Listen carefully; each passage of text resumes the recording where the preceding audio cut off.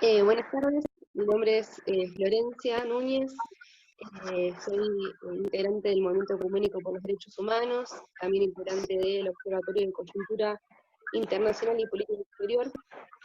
Para comenzar me gustaría presentar un poco lo que es la Red Ecuménica por los Derechos Humanos y el Estado laico, la cual se constituye a partir de la articulación de observatorios, organizaciones, organismos de derechos humanos y espacios eclesiásticos con recorridos históricos en producción de conocimiento, trabajo territorial e incidencia política en nuestra región. Con quienes compartimos el compromiso por la promoción de los derechos humanos, la defensa de la libertad religiosa desde una mirada integral de todos los actores que componen el campo religioso, y la afirmación del Estado laico como el espacio compartido entre las diferentes expresiones de fe. La riqueza que traemos a esta red de articulación son los caminos andados, las experiencias vividas y las luchas dadas para poder potenciarnos y acompañarnos en los quehaceres de un mundo en el cual la mayor vulneración de los derechos humanos son las desigualdades. Es por esto que avanzamos hacia objetivos como la promoción de espacios de diálogo e incidencia para la defensa del Estado laico y la plena democracia, única garantía del respeto y la inclusión de todas las personas sin distinción de su religión, de su género o filosofía e ideología. En segundo lugar, tenemos como objetivo poder visibilizar y articular y potenciar la capacidad de comunicación, trabajo conjunto e impacto de las acciones desarrolladas por los miembros de la red que acompaña la defensa del Estado laico y los derechos humanos. Y por último, desarrollar instancias de reflexión y producción académica, tanto sociopolíticas como teológicas, con el propósito de problematizar y disputar discursos religiosos contrarios a los derechos humanos, promoviendo posicionamientos que valoren la dignidad de todas las personas.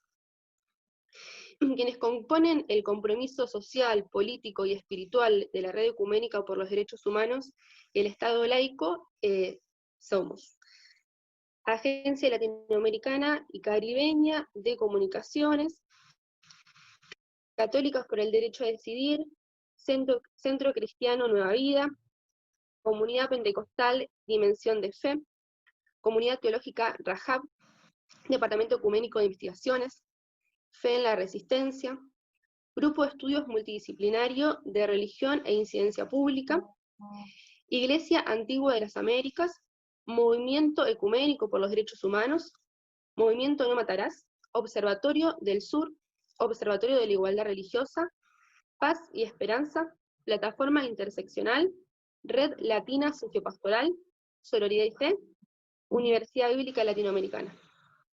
Y en este punto es importante poder agradecer el interés de todas las organizaciones que fueron acercándose en este último tiempo, que son en realidad nuestros primeros comienzos, así que estamos muy contentas, contentes de que se estén acercando y estén intencionando hacia los mismos objetivos que nosotros y bueno, empezar a poder andar caminos juntos. Habiendo ya presentado lo que es la Red Ecuménica por los Derechos Humanos y el Estado laico, continuamos con lo que es la presentación de la Conferencia Fe Cristiana y Derechos Humanos, Reflexiones frente a los autoritarismos en Latinoamérica, quien tendrá por moderadora Nicolás Iglesias, licenciado en Trabajo Social y facilitador de la red. Florencia, bueno, muchas gracias y saludos a todos y todas los amigos que nos acompañan y amigas de América Latina. Y como primer evento de esta red, que está, como bien decías, en formación, que son sus primeros pasos, en un contexto donde en América Latina vemos que el autoritarismo y la violación de los derechos humanos, y el uso incluso del lenguaje y del símbolo religioso para justificar acciones contrarias a los derechos humanos, no es solo un tema del pasado, sino es un tema también del presente. En este primer encuentro, o en este primer evento, conversatorio, nos parecía importante poner en diálogo un poco la historia con el presente, la historia de resistencia, la historia de defensa de los derechos humanos en algunos contextos particulares, y cuáles son los desafíos hoy de la defensa de los derechos humanos desde las comunidades cristianas, desde la fe cristiana, desde una teología contextual, crítica, en diálogo con las diferentes realidades. Y para eso tenemos un panel conformado con 4 personas que vienen de contextos diferentes, que tienen trasfondos y formaciones diferentes. Y bueno, es una alegría que este primer como evento de presentación de la red tenga esta diversidad, que muestra la diversidad de organizaciones que también hemos estado en este proceso de reflexión preparando este encuentro, este primer evento. Está acompañándonos por un lado Noemí Cobo de Argentina, que es una militante del Movimiento Ecuménico por los Derechos Humanos. También nos acompaña Germán Vargas, que es abogado de Paz y Esperanza. Él nos va a contar una experiencia desde Perú.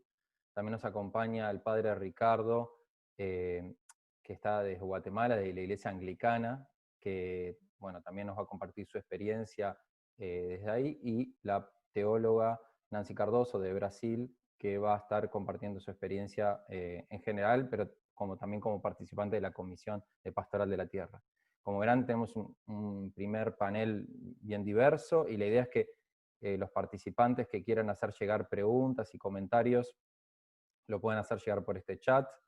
Cuando quizás logramos solucionar después la transmisión por Facebook, lamentamos mucho que hemos tenido ese inconveniente de la conexión, nos parece.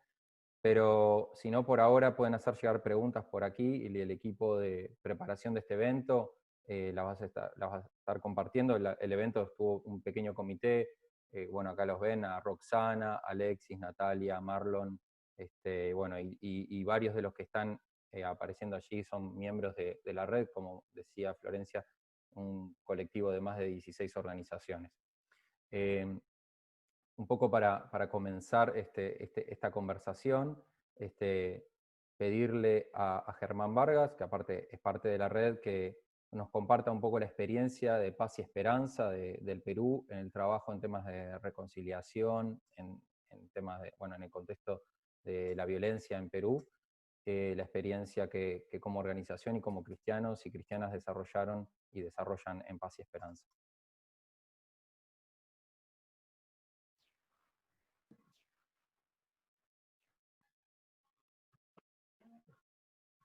Bueno, muchas gracias por la invitación para participar en este evento, que es también ocasión para, como ya se ha comentado, presentar una red de organizaciones basadas en la fe, involucradas en la defensa y promoción de los derechos humanos, que tienen un compromiso de seguir haciéndolo juntas y juntos, asumiendo los desafíos de este tiempo.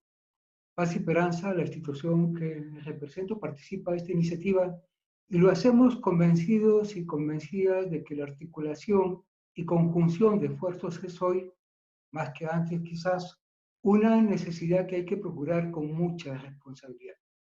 A mí se me ha sugerido compartir con ustedes experiencias de acompañamiento realizadas por Paz y Esperanza en los años 80 y 90, y eso implica quizás explicar previa y brevemente 2 cosas. ¿A qué nos referimos con experiencias de acompañamiento y por qué ocuparnos precisamente de esos años, de ese tiempo? Seguramente la mayoría, si no todas y todos, lo saben, pero me permito decirlo por si alguna de las personas que está ahora con nosotros no cuenta con esta información. Empiezo por lo segundo. Los años 80 y 90 estuvieron marcados por un conflicto armado interno en el Perú, que según el informe final de la Comisión de la Verdad y Reconciliación, provocó la muerte y desaparición de más de 69.000 personas. Ese periodo empezó el 17 de mayo de 1980 con una acción perpetrada por el autodenominado Partido Comunista de Perú, Sendero Luminoso, la víspera de un día de elecciones generales. Desde esa fecha acontecieron una serie de hechos que dieron lugar a la respuesta del Estado peruano y a una escalada de violencia sin precedentes en la historia de mi país. Entonces, hablar de los 80 y 90 es hacer memoria de la pretensión de una organización de imponer violentamente un modelo de organización supuestamente superior, apelando a prácticas criminales como el reclutamiento forzoso de niños y adolescentes, la práctica de torturas para castigar y atemorizar a la población, los aniquilamientos selectivos, la masacre de comunidades campesinas, el abuso sexual contra las mujeres, todo eso como parte de su siniestra estrategia para conquistar el poder.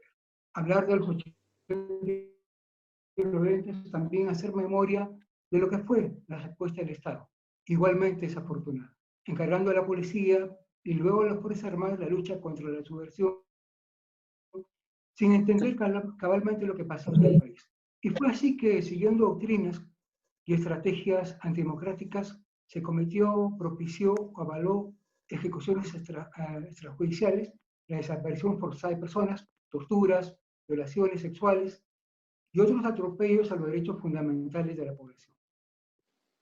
Fíjense, de las más de 69.000 víctimas fatales del conflicto armado interno en Perú, el 75% tenía como idioma materno el quechua. Y la gran mayoría de ellos eran campesinos y campesinas de Ayacucho, Apurímac, Huánuco y Huancavelica, 4 de los 5 departamentos más pobres del país. Está claro pues que hubo una relación entre pobreza y exclusión social e intensidad de la violencia.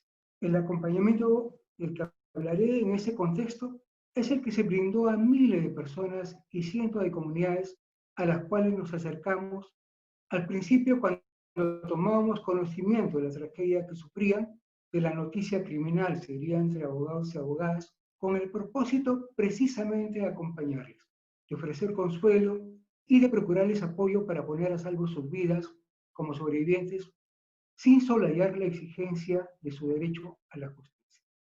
Desde el primer hecho que motivó una reacción, digamos, oficial de la institucionalidad evangélica, me refiero a la matanza de Calqui, crimen que sucedió el 1 de agosto de 1984, la respuesta fue siempre llegar al lugar, ponerse en contacto con las víctimas sobrevivientes, los familiares de las víctimas también, brindar acompañamiento pastoral, apoyo psicológico, ayuda social y denunciar los hechos con la expectativa de lograr justicia.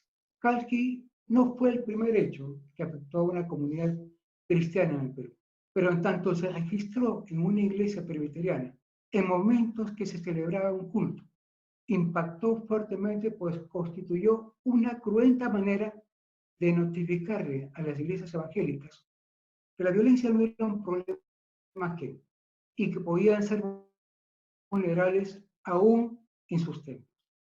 Ese día, tal vez alguna o alguno de ustedes no lo sepa aún, una patrulla de la Infantería de Marina, integrada por aproximadamente 30 soldados, ingresó violentamente en el templo. En ese momento había 28 personas participando en el culto, sacó con insultos a 6 jóvenes congregantes y mientras obligaban a los demás hermanos y hermanas a cantar elevando la voz, asesinaron a los jóvenes a pocos metros de la iglesia. Fue a partir de ese hecho que las autoridades del Concilio Nacional Evangélico del Perú, CONEP, entidad representativa de la comunidad evangélica del país, formaron la Comisión Paz y Esperanza. El objetivo fue atender a las viudas y huérfanos de este caso. Para eso tuvieron que viajar a Ayacucho y en el encuentro con las y los familiares de las víctimas y con líderes de la iglesia local, se percataron que el acompañamiento involucraba mucho más.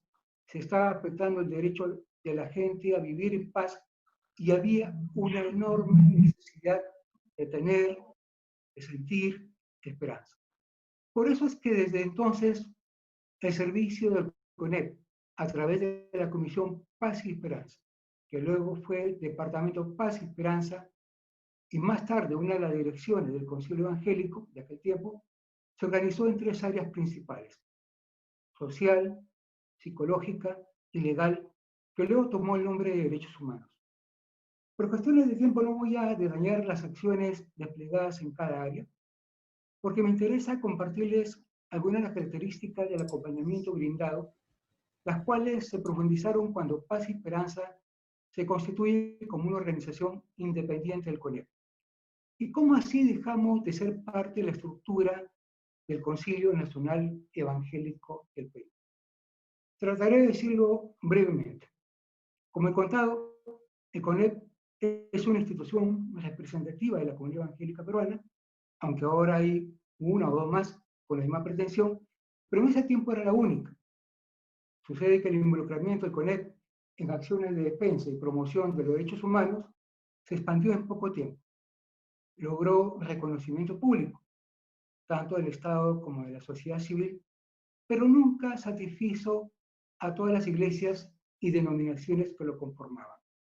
Había gente que no estaba de acuerdo con el servicio de derechos humanos, que consideraban que no era parte de la misión de la iglesia, y eso expresó intenciones teológicas y diría también políticas que concluyeron en 1995, cuando, aprovechando una crisis administrativa que personas vinculadas a ese mismo sector, contrario a los derechos humanos, había provocado, decidieron suspender su ministerio social sin importarles que estaban clausurando los servicios dirigidos a las personas y comunidades afectadas por la violencia, servicios que se estaban ofreciendo. Estábamos en 1995, en medio de un gobierno autoritario, con miles de presos injustamente encarcelados, para referirme solo a algunas personas cuyos derechos eran vulnerados y a varios de los cuales atendíamos. Y la mayoría de dirigentes de las instituciones que conformaban el CONEP decide que hay mejores cosas que hacer que dedicarse a defender los derechos humanos. Obviamente, la historia no concluyó allí. Un grupo de profesionales que estábamos comprometidos con ese servicio decidimos continuarlo, ya no como parte del CONEP, retomando la perspectiva y experiencia lograda. Fue así que el 19 de enero de 1996 se funda la Asociación Paz y Esperanza, definiéndose desde el inicio como una institución cristiana de derechos humanos. Mencioné que quería compartirles algunas de las características del acompañamiento brindado por Paz y Esperanza y lo haré enseguida. Bueno, fue un servicio que procuró ser integral. Como se sabe, cuando se afecta la vida, la libertad o la integridad física de una persona, se afecta mucho más. En una familia que había sufrido la pérdida de uno de sus integrantes, podía haber niñas y niños, así como personas adultas, necesitadas de apoyo emocional. Se brindó. En el camino aprendimos que había que hacerlo con un enfoque comunitario, identificando y valorando los recursos de las personas y la comunidad, revalorando sus prácticas ancestrales, por ejemplo, en el caso de las comunidades andinas. Eso fue un aprendizaje y todo el quehacer, todo el servicio, todo el Ministerio de Derechos Humanos ha sido eso. Una cosa también que valoramos y aprendimos desde el inicio y que en lo cual contribuimos fue en la constitución y fortalecimiento de organizaciones de afectados. Todas las personas aprendemos que tenemos mejores posibilidades de defendernos y también de reivindicar derechos si nos juntamos con otras, si nos organizamos. En Perú se formaron diversas organizaciones de afectados o víctimas de la violencia. Y lo mismo que pasó con las personas afectadas también sucedió con el movimiento de derechos humanos. Se constituyó una gran coalición de derechos humanos, la Coordinadora Nacional de Derechos Humanos, que articuló, que permitió también tener una acción conjunta y que en el tiempo logró mucho mejor impacto. Una de las cosas que yo quería compartirles antes de que se me agote el tiempo, tiene que ver con una experiencia que creo es también pertinente en un espacio como este, de encuentro, de intercambio y de compañerismo con la Iglesia Católica y en particular con la Comisión Episcopal de Acción Social, CEAS. CEAS es el brazo social de la Conferencia Episcopal Peruana. Y en los 80 había en la Iglesia Católica, digamos, no, como se sabe, no es monolítica, no era monolítica, y había una presencia muy importante de sectores progresistas en el sur del país, pero no en esta parte del centro, el centro andino, donde justamente la violencia se dio en peor manera, sea siendo brazo social de la Conferencia Episcopal Peruana, no tenía la posibilidad de ingresar a servir, a brindar servicios a estas comunidades que estaban siendo muy afectadas porque varios de los obispos en esos departamentos pertenecían al Opus Dei. Fue un tiempo muy interesante de acercamiento porque el servicio que brindaba la Iglesia Católica a través de SEAS, en muchos casos se brindó a través del Concilio Nacional Evangélico primero y luego a través de Paz y Esperanza. Eso nos acercó mucho. También una experiencia muy importante en las cárceles. Yo diría que esa fue la experiencia más rica que tuvimos, de acompañamiento a personas injustamente encarceladas, y juntas, pudimos incidir para que, también con otras organizaciones de derechos humanos en el país, se lograra resolver una situación de miles de personas encarceladas injustamente. No sé cómo voy de tiempo, Nicolás. 2 minutos. Oh. Bueno, yo voy a concluir con algo muy puntual, con cargo a de pronto si hay algún tema, algún asunto que les interese, principalmente poder a tratarlo luego. Pero en la experiencia de Paz y Esperanza y acompañamiento hemos entendido, comprendemos y creemos que la forma de hacerlo mejor es que hay que hacerlo en alianza. Este espacio es una oportunidad para ellos también. Los desafíos son otros, pueden ser distintos, en algunos casos son los mismos. Hay problemas irresueltos en todos nuestros países. Hay nuevas amenazas que no teníamos hace 30 o 40 años. Y es muy importante que nos articulemos, nos unamos para poder enfrentar lo que eso significa. Curiosamente, mucho de lo que supusieron a un trabajo, a un servicio de derechos humanos, en el caso del Concilio Evangélico, son ahora parte de esos sectores que están siempre tratando de desconocer o negar los derechos de poblaciones en nuestros países también. Son los mismos. Y entonces hay que pensar de manera conjunta cómo enfrentarlos. Pero sobre eso quizás pueda volver en la segunda parte de mi intervención. Muchas gracias, Nicolás. Gracias a todos y todas. Muchas gracias, Germán, por darnos a conocer una parte de la historia de las iglesias en el Perú, y quizás es algo muy novedoso para muchos. Aparte tenemos un público latinoamericano y tenemos la oportunidad ahora de enfocar... Hay una de las mujeres puede desarrollar cáncer de mama a lo largo de su vida y cada día se invoca su... a pedir que silencien los micrófonos las personas. De la Organización Mundial de la Salud y de Investigación en Cáncer de 2018. Y ahora vamos a continuar con Noemí Cobos, que es del del Movimiento Ecuménico por los Derechos Humanos en Argentina. Y bueno, es una alegría contar con Noemí, con su testimonio, con su experiencia, y te damos la palabra. Tenés 15 minutos, Noemí.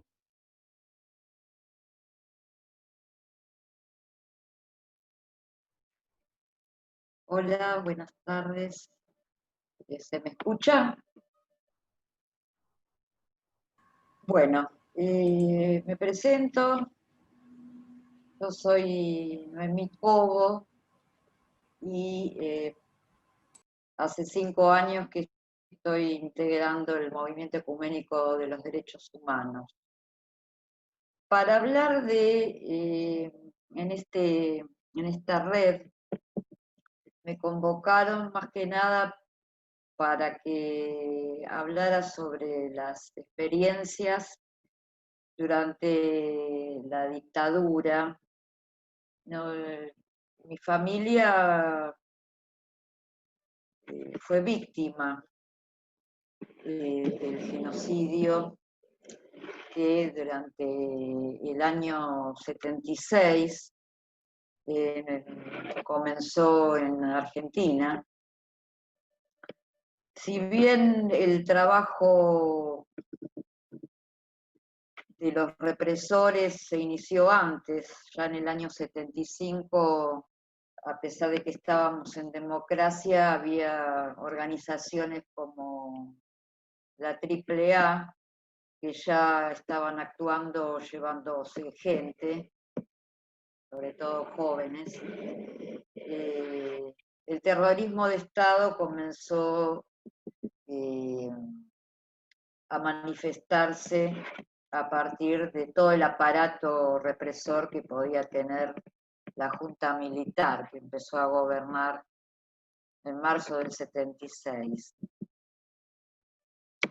Mi familia siempre tuvo una tradición metodista, desde que éramos chicas, mi hermana y yo.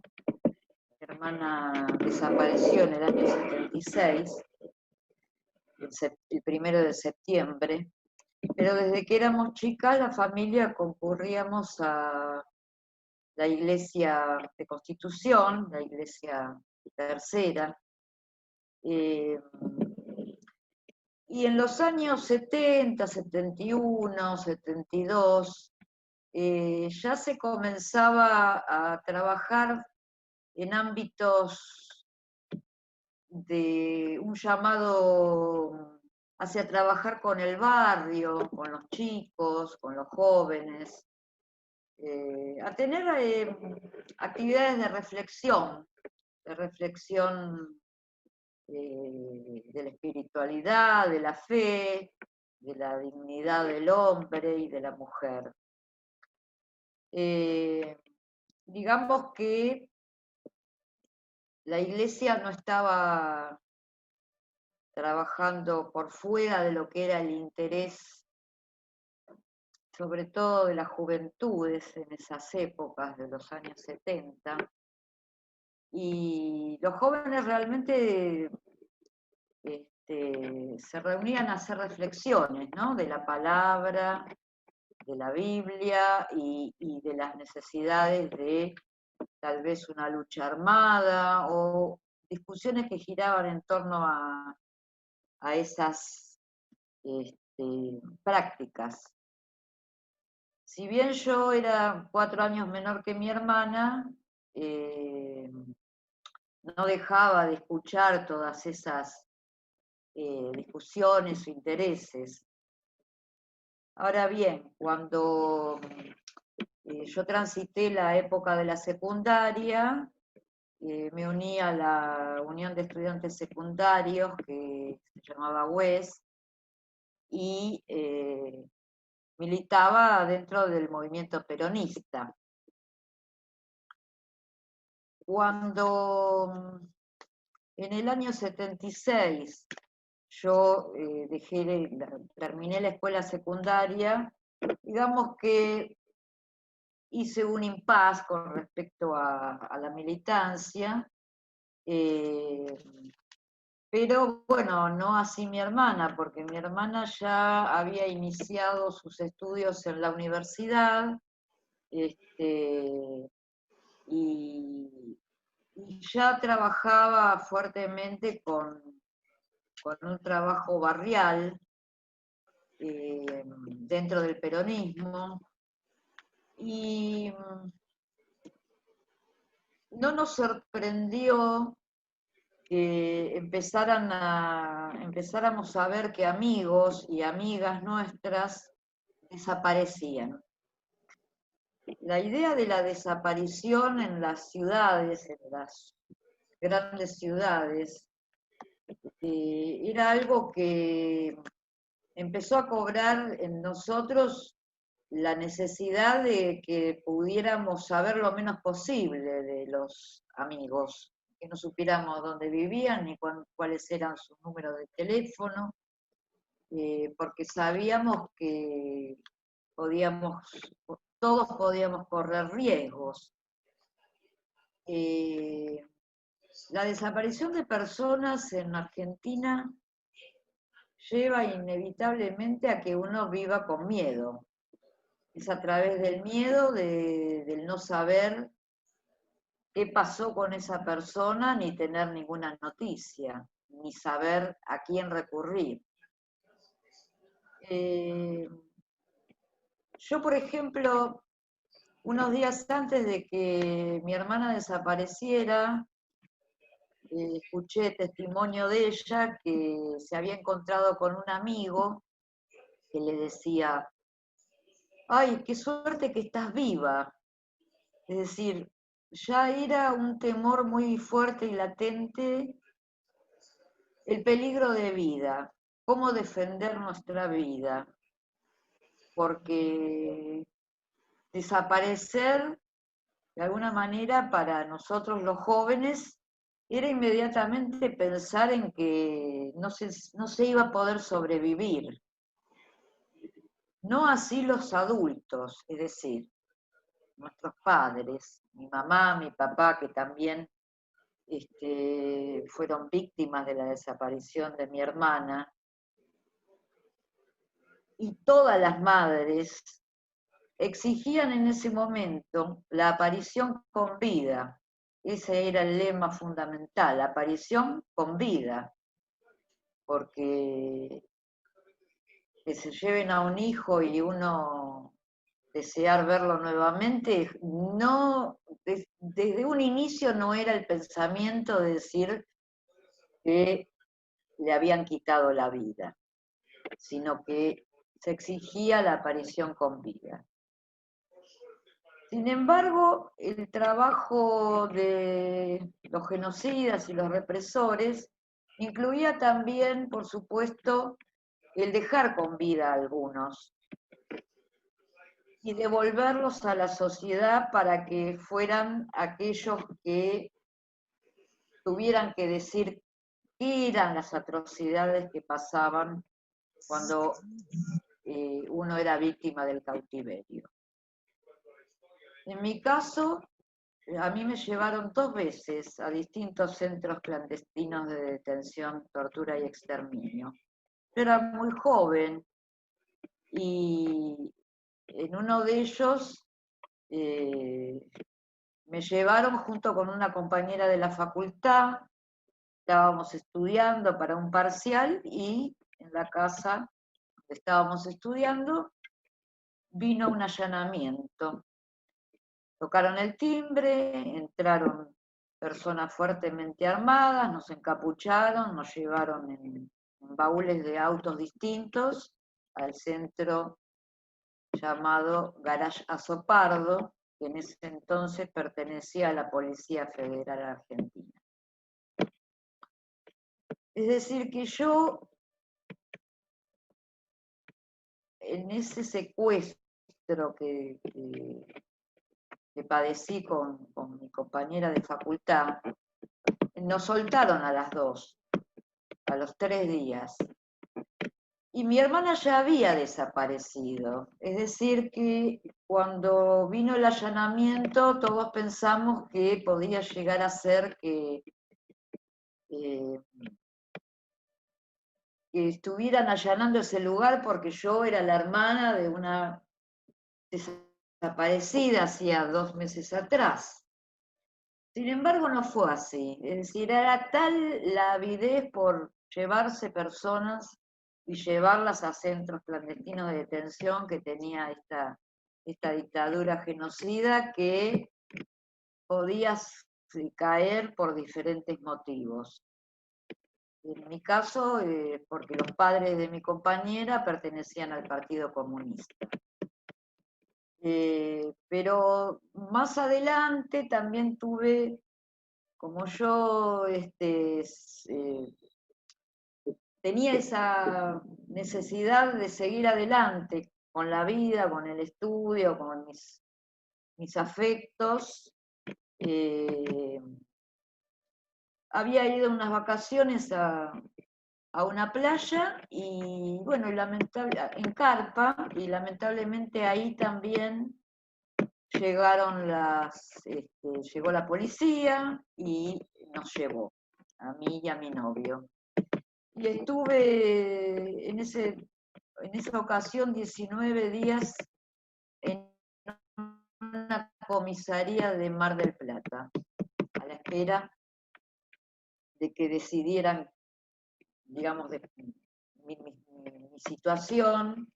En ese caso estuve a disposición del Poder Ejecutivo Nacional y tuve varios careos con mi novio, porque mi novio tenía 3 libros de Jorge Amado y un cuaderno donde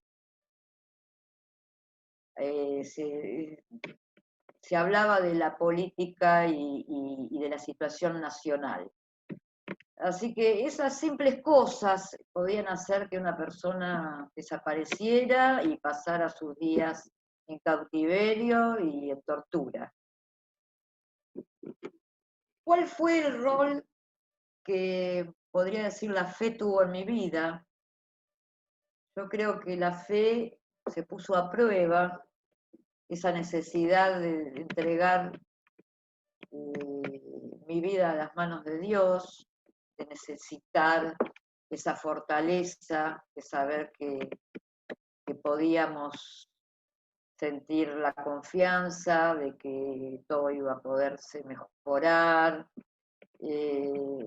esa certeza de que si bien yo tuve la posibilidad de conseguir mi libertad y mi hermana no, llegaba por delante de la familia una búsqueda de la persona que había desaparecido. Pero esa persona, mi hermana, llevaba en su vientre un hijo.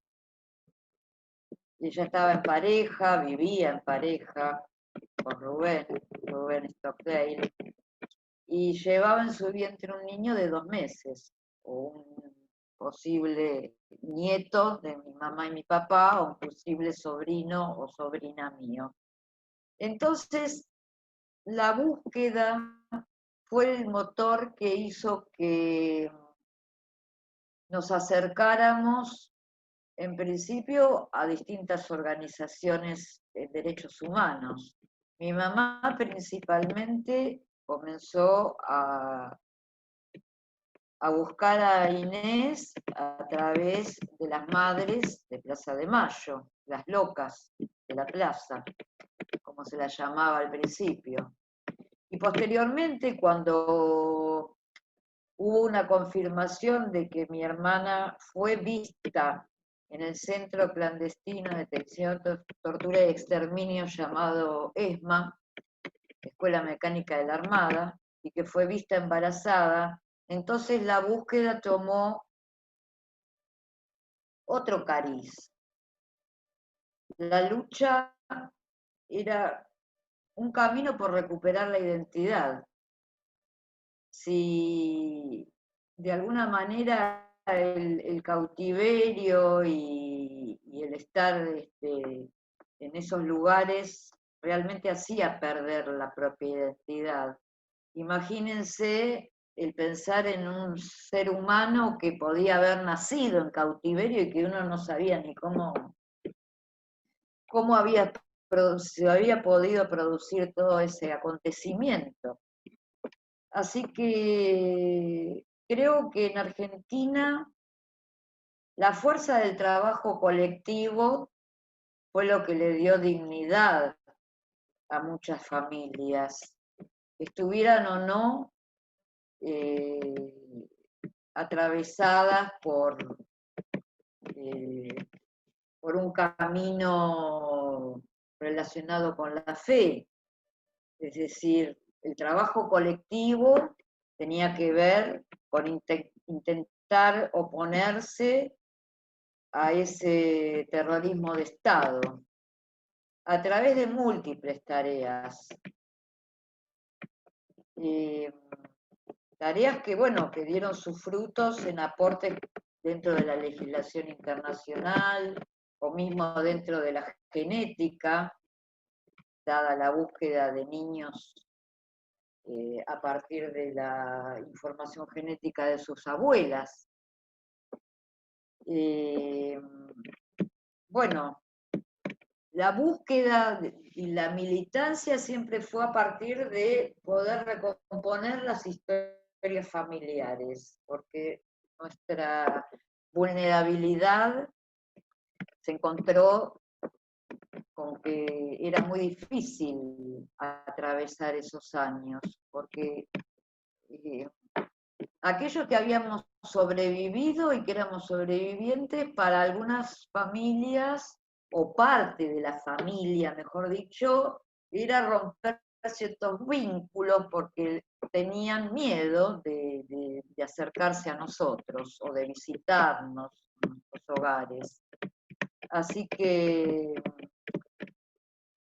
el hecho de haberse juntado con con otros familiares, creo que fue lo que dio más sentido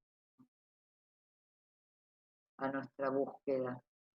Una búsqueda donde no solo fue un trabajo de ver cuáles eran los recursos que todos juntos podíamos tener, sino una reflexión tan necesaria que tiene que ver con encontrar la posibilidad de darles las batallas necesarias al olvido y poder recuperar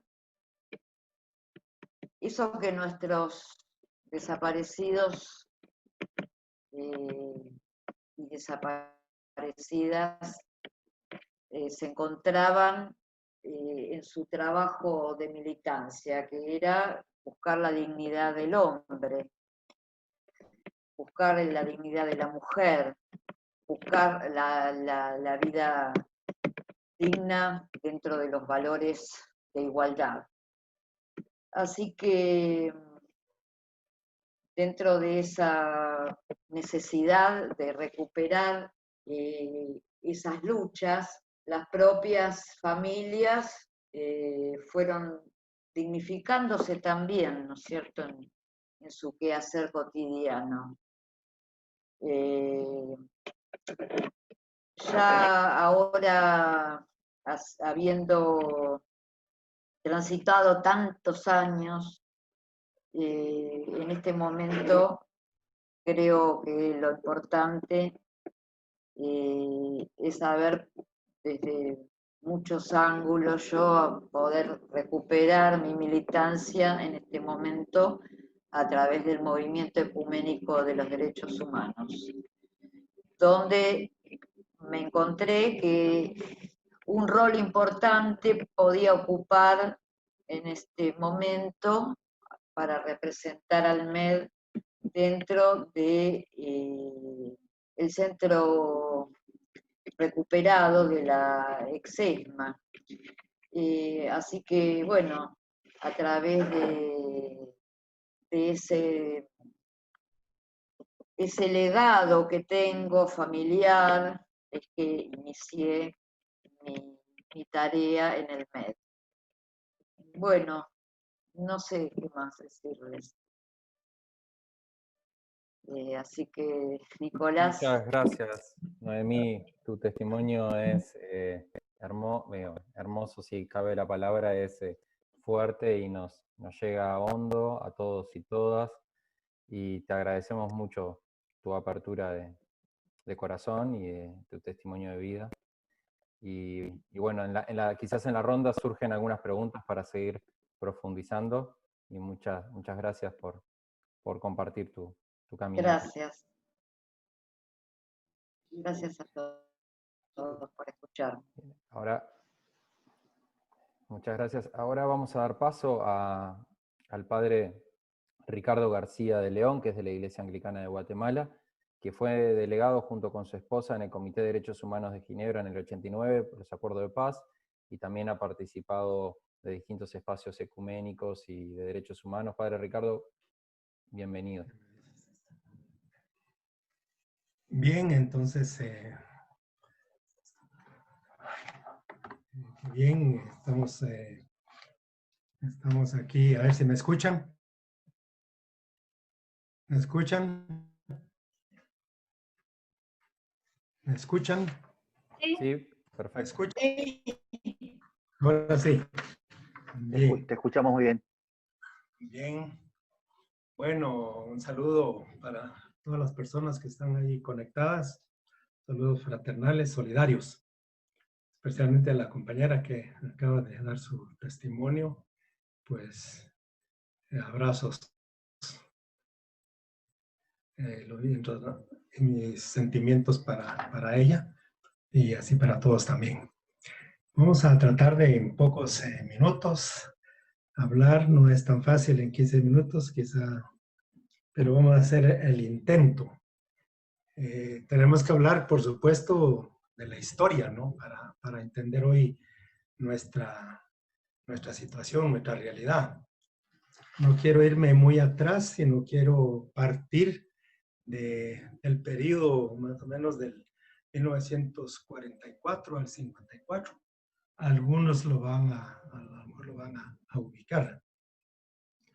Esto lo entendemos como el mejor periodo gubernamental, llamada la Revolución del 44, los 10 años de primavera de la historia de este país, donde se dieron realmente avances sociales. No voy a entrar en detalles. Pero en el año 1954 hubo un golpe de Estado, esos algunos lo recordarán, a través de la invasión que hace los Estados Unidos, dirigido por la CIA. Este fue un periodo muy difícil, donde votan, y el golpe de Estado fue contra el presidente en ese momento, Jacobo Arbenz. En ese periodo fue muy interesante, ¿verdad? Estaba casi yo muy niño, ¿verdad? En ese periodo. Y era muy interesante porque ahí sí se utilizó a la iglesia. Ahí la iglesia jugó un papel importante, la iglesia católica, ¿no? Incluso hasta la imagen del señor Esquipulas, tal vez alguien ha oído, lo nombraron como capitán del ejército. El golpe fue supuestamente para detener el ingreso del comunismo o el seguimiento de ese periodo del comunismo. Haciendo ver, ¿no? Y recuerdo, ¿no? Muy niño, que lo que se hablaba era que era un periodo, y mi papá en ese periodo era una persona anticomunista, él no tuvo estudios, pero por los rumores, por la radio, ¿verdad? Contaba que el comunismo es ateo, ¿no? Que se llevan a los niños, a no sé dónde, que ya no habría libertad de nada. Y en este periodo hay un periodo muy interesante donde la iglesia se presta para toda esta situación. Y conocido en un periodo ahí un arzobispo de aquí de Guatemala, el obispo o arzobispo Casariego, ¿no? En ese periodo entonces del 54 se comienza una persecución de todo aquel que critica al gobierno y a los militares. No tenemos muchas diferencias con otros países, por eso creo que podemos captarlo mejor. Así se inicia entonces un periodo de militarismo dictatorial en el cual matan a líderes, comienza una persecución, otros se esconden, otros van al exilio. En este periodo entonces ya caemos en otro periodo, así muy rápidamente, del periodo de 1954, en esa invasión que se dio, al 85. Este es todo un periodo, ustedes pueden ver los años que representa. Y esto entonces, este periodo fue muy importante porque fue donde se dio todo el militarismo como tal. Fueron 54 al 85 años en donde los militares gobernaron, donde se siguieron acentuando las desigualdades. En este periodo entonces ha habido una de hechos y de acciones de represión, de secuestro, de desaparecidos. Esta guerra interna donde se organiza la insurgencia, ¿no? Se dan 36 años de este conflicto armado o esta guerra interna. En este periodo, ¿no? Algunos tienen datos de eso. Podemos hablar de 200,000 muertos.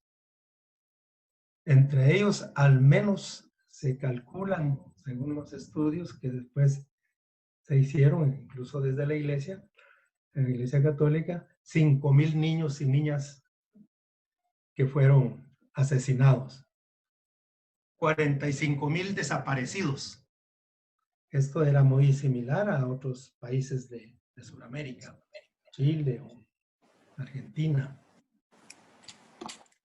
Se calcula, según las investigaciones que se dieron, 42,000 violaciones. De ellas, 29,000 fueron asesinadas. Mujeres que fueron violadas. De 30 a 50,000 viudas. 663 masacres, lo que se le llamó tierra arrasada. Se quemaban las aldeas. A la gente se les mató, se metieron en fosas. Incluso es muy interesante porque después de toda esta cantidad de personas, de estas masacres, trabajó una de mis hijas en las exhumaciones. Y era muy triste, digámosle, ver cómo todos esos osamentas que se encontraron, ¿no? De toda clase de personas, hombres mayores, mujeres, jóvenes, niños, niñas, mujeres embarazadas. Ese es un periodo muy fuerte y muy duro en este país. La tristeza impacta. Vamos a otro periodo, así muy rápidamente, que es desde 1985 al año 2020. Supuestamente inicia una incipiente democracia. En este periodo, entonces, ahí se elabora una constitución política y se vislumbra las posibilidades del respeto a los derechos humanos. La oligarquía, en este sentido, no estaba satisfecha, no estuvo nunca satisfecha desde un inicio. En este periodo de esta constitución, a través de los años, potencializó el establecimiento del Tribunal Supremo Electoral, de la Corte de Constitucionalidad y la Procuraduría de Derechos Humanos. Este periodo hay mucho que podemos hablar.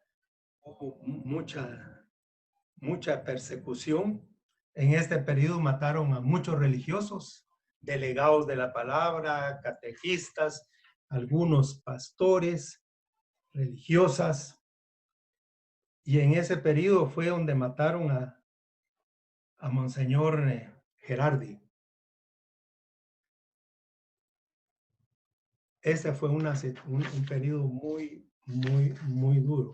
Recuerdan que a Monseñor Gerardi lo asesinaron celebrando una Eucaristía. La oligarquía no le conviene, no estaba de acuerdo con este pacto social que se había iniciado, porque no le era útil a sus intereses. Y ellos nunca están de acuerdo, rompen esta situación que se estaba dando. La oligarquía hace alianzas con la élite política o politiquera, como le llamamos nosotros, con esa élite política corrupta, con el crimen organizado y con la élite militarista. El militarismo ha seguido todos los años. Y al contrario, hay muchas protestas porque tiene un presupuesto muy alto, más que algunos otros ministerios. En este periodo cooptan a las cortes, al Ministerio Público, y ponen gobiernos a sus intereses. Expulsan, la conocida, ustedes se han de ubicar, expulsan a la Comisión Internacional contra la Impunidad, aquí en Guatemala, la conocida CICIG, por señalar la corrupción y la impunidad que se estaba dando. Esa es una situación que se luchó, hubo muchas organizaciones pidiendo, en esto tuvo que ver Naciones Unidas, ¿no? Y por supuesto, como sabemos, pues desde los mismos Estados Unidos. En el 2015 hay un movimiento social de denuncia, de movilizaciones, de caminatas, y se exige, ¿no? Eran muy masivas, se llenaban la plaza central, la plaza de la Constitución que se le llama. Y con estas grandes movilizaciones que se hicieron, pues se denunciaron toda esa corrupción que había en el gobierno, y en ese periodo se logra sacar a la vicepresidenta Roxana Valdetti, y también sale el presidente en ese tiempo, Otto Pérez Molina. Asimismo, otros cuantos se denuncia a otros cuantos funcionarios públicos, y comienza a salir las grandes millones de quetzales que estos han corrompido y que se robaron. Este es un periodo también muy fuerte en nuestro país. Pues ahora estamos, por supuesto, para lo que hoy estamos, pues son las secuelas, es el continuismo que tenemos hasta nuestra fecha, ¿verdad? El gobierno pasado, Jimmy Morales, pues fue catalogado como uno de los peores presidentes de este país y que no había habido otro. Pero llegamos a las elecciones del año pasado y sale electo el presidente actual, Yamatei, doctor Yamatei, que toma el poder en febrero de este año. Y ahí entonces podemos hablar que este gobierno a esta fecha en que nos encontramos, se habla que es peor que el pasado. O sea que se agudiza esta situación cada vez más. Se señala, y muy abiertamente, ¿no? Porque ya no es nada escondido, salen a luz lo que se les llaman, se les denominan los serviles diputados en el Congreso. Se prestan para los préstamos millonarios ahora en este periodo, ¿no? Que hay. Y hay todo una protesta de movilizaciones donde se exige dónde está el dinero, porque no aparece y no ha llegado. Al gobierno no le importa que el pueblo se enferme, porque estamos en este periodo de la pandemia, y se muera de este virus, o que muera por falta de alimentos. La desnutrición en la niñez se agudiza, los intereses de élite quedan intactos o mejoran incluso con los préstamos millonarios. No les importa para nada los derechos humanos, al contrario, hay unas propuestas en el Congreso para que renuncie el procurador de los derechos humanos. Pues así, muy rápidamente, podemos hacer un rápido análisis. Los y los guatemaltecos hemos crecido bajo un régimen autoritario. Esta experiencia se da o se repite en el trabajo, en la familia, en la iglesia, etc. Este autoritarismo se caracteriza por obediencia, sometimiento, donde se da la violencia en sus diferentes formas. Los perfiles de crianza se dan bajo una paternidad autoritaria y patriarcal. Algunas interrogantes que podemos hacer. ¿Cómo, en este caso, entramos como cristianos? ¿Cómo, como iglesias?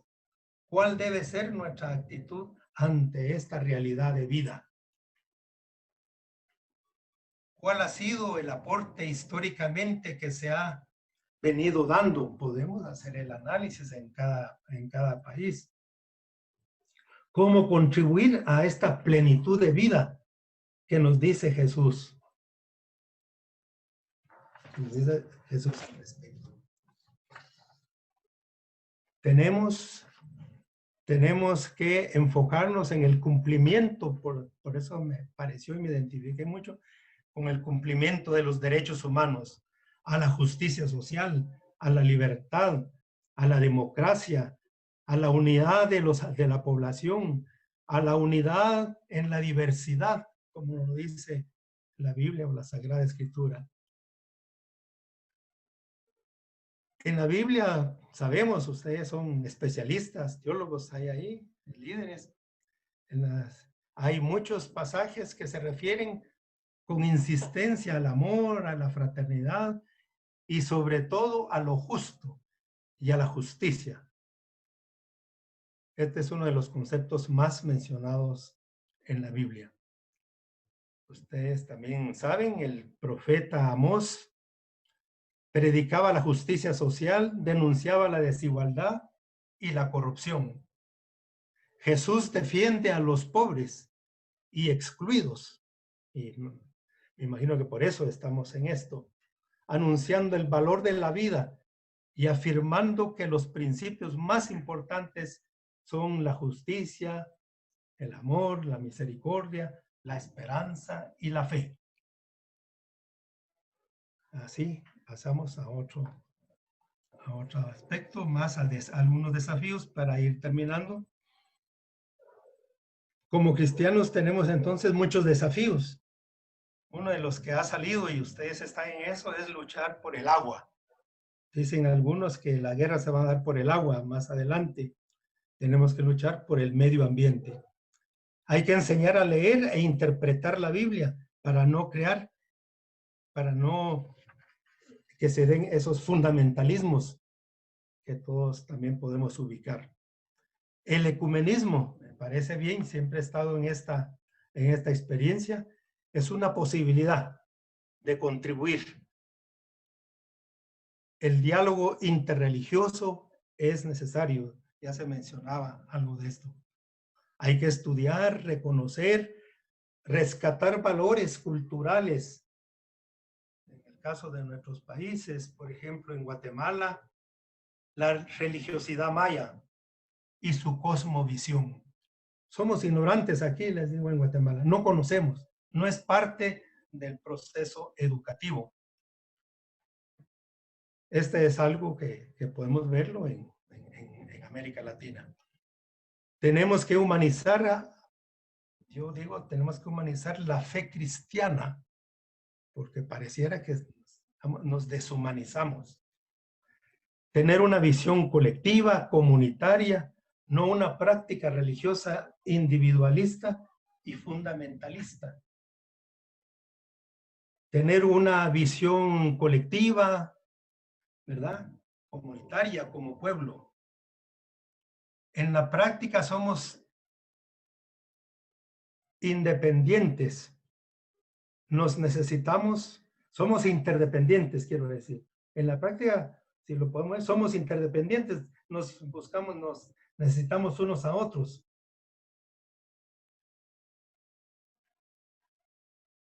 Hay que hacer, y hay avances de eso, según entiendo, avances que hay que hacer teología desde los niños, desde las niñas, desde los jóvenes, desde las mujeres.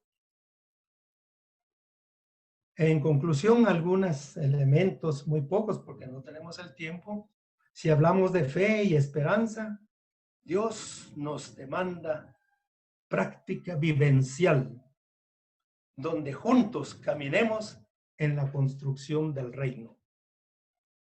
En nuestro caso, y ya personalmente, incluso tengo que reconocerle el aporte de mi esposa, fundamos porque tuvimos limitaciones dentro de la iglesia, que ahí se inició toda una proyección a la niñez y tuvimos que fundar entonces una organización que se llama Centro Ecuménico de Integración Pastoral.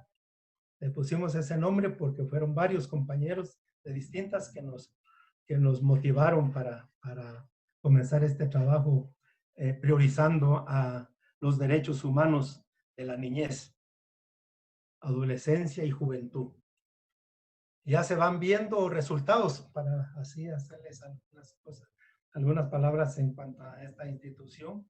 Ya tiene 32 años, ha atendido ya a miles de niños, niñas y jóvenes. Ya se van viendo, ya se han visto resultados dentro de un modelo que se creó pedagógico, cuyo eje principal son los derechos humanos, que aporta a este proceso en su desarrollo, en que una educación que es una educación para la vida, en su capacidad de poder ser críticos, analizar la realidad, ser pensantes críticos y participar organizadamente como ciudadanos en favor del cumplimiento de sus propios derechos. Tenemos todo un proceso de formación ciudadana, una escuela de derechos humanos, y esperamos seguir hasta que Dios nos permita seguir contribuyendo en este aspecto. Eso es lo que les podría contar desde mi perspectiva y mi experiencia. Estuve en Costa Rica, inicié el trabajo con la niñez en Costa Rica desde 1973, 75. Dejamos unos proyectos por allá establecidos que hoy están mejor y esperamos que Dios nos dé las fuerzas para poder seguir aportando. Y por eso me interesó mucho esta red que ustedes han organizado, porque esa es una forma de compartir las experiencias y de apoyo y de fortalecimiento a cada uno de los que estamos en esta lucha. Así que muchas gracias.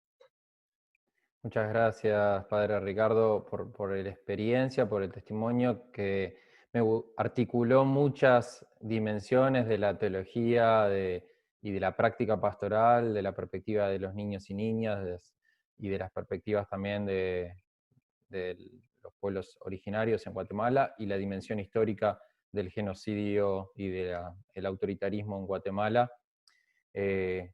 A partir de estas tres experiencias, como la que planteó Germán, Ricardo y Noemí, que tienen una perspectiva histórica, en el caso de Nancy Cardoso, que ella es brasileña, es teóloga, tiene experiencia de trabajo con el movimiento campesino y también, obviamente, experiencia en el campo ecuménico. Le pedimos que a partir también de estos relatos, digamos, de esta perspectiva histórica, nos pueda entrar en diálogo con algunos temas y desafíos de la actualidad, como la fe cristiana se ve desafiada frente a los autoritarismos también hoy, en el caso de Brasil, obviamente, y en toda Latinoamérica. Nancy, también tú tenés 15 minutos para compartirnos tus reflexiones, lo que quieras regalarnos esta noche, y después pueden ir compartiendo preguntas en el chat a los participantes, para luego compartirlas con los panelistas. Muchas gracias y buenas noches a todos y todas.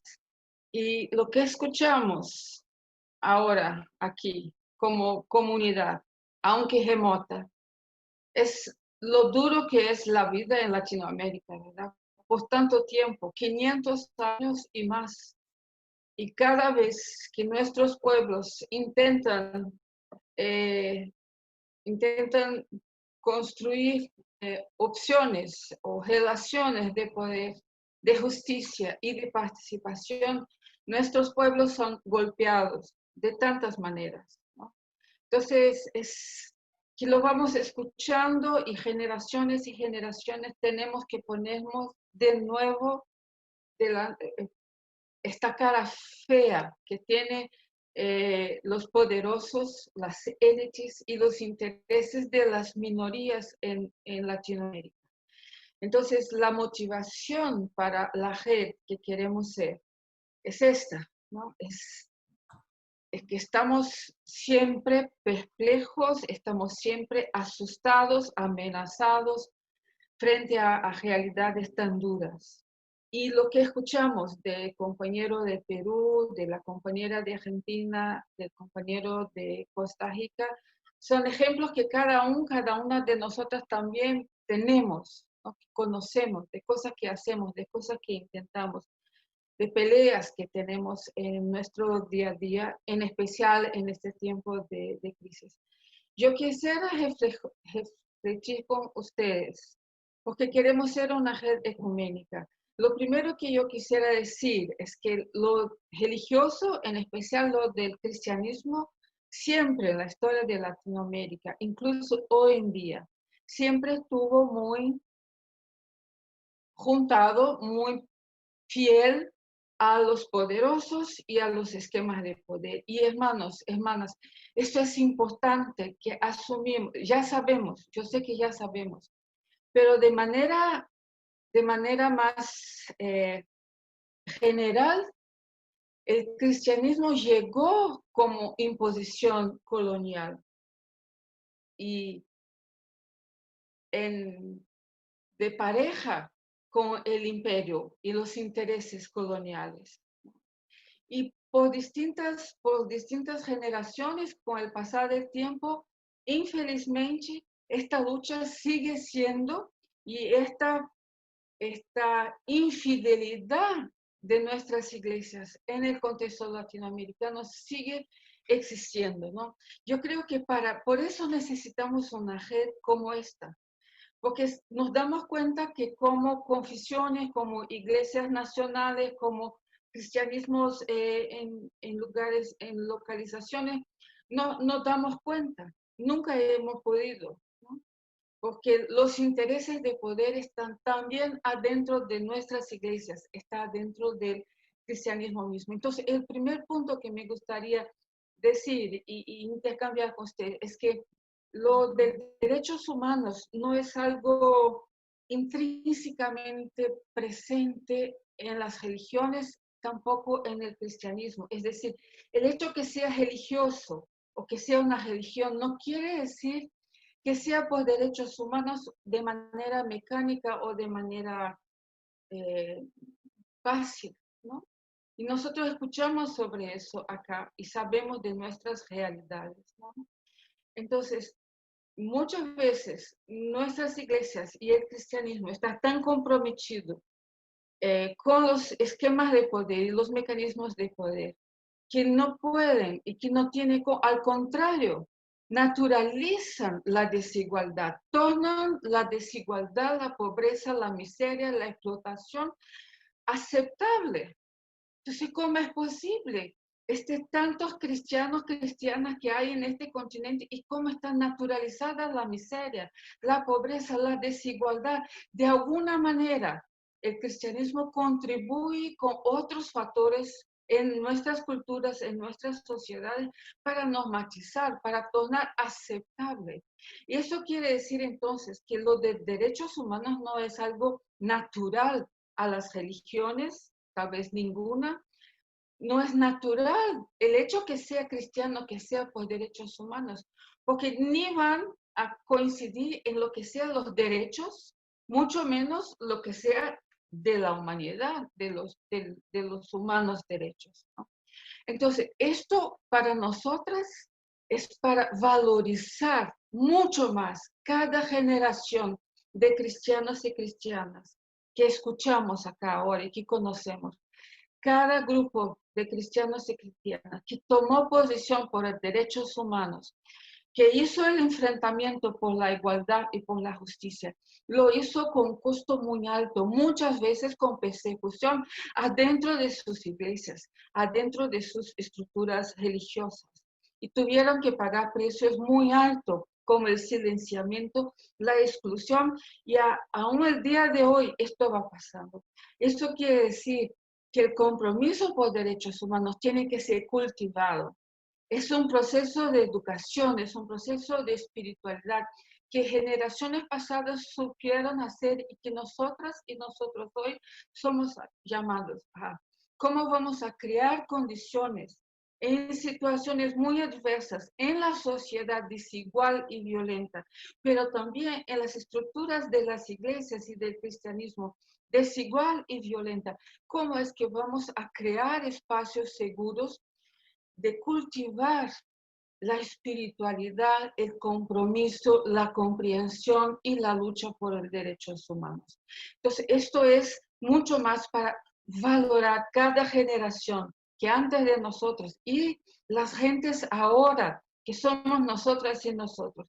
Estamos arriesgándonos, estamos tomando posesión, y esto requiere de nosotras, que somos capaces de protegernos, de apoyarnos, de alimentarnos, porque las dificultades internas y externas son muy, muy grandes, muy difíciles y pueden costar la vida de los hermanos y hermanas, los compañeros y compañeras.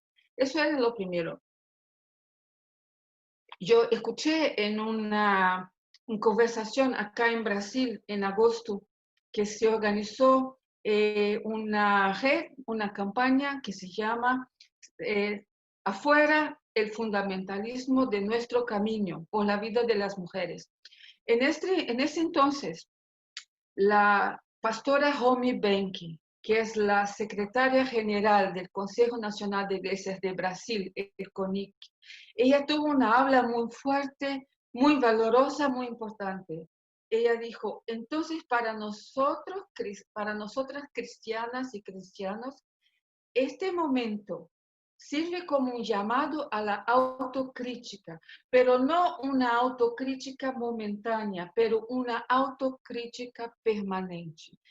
Esto me impactó muchísimo y creo que está bastante bien, que somos muy buenos en hacer el trabajo de la crítica, ¿no? Del sistema, de la sociedad, pero tenemos que valorar mucho el trabajo de la autocrítica, el rol que tiene las iglesias, el cristianismo como sistema en el metabolismo de la desigualdad, de la violencia en Latinoamérica, ¿no?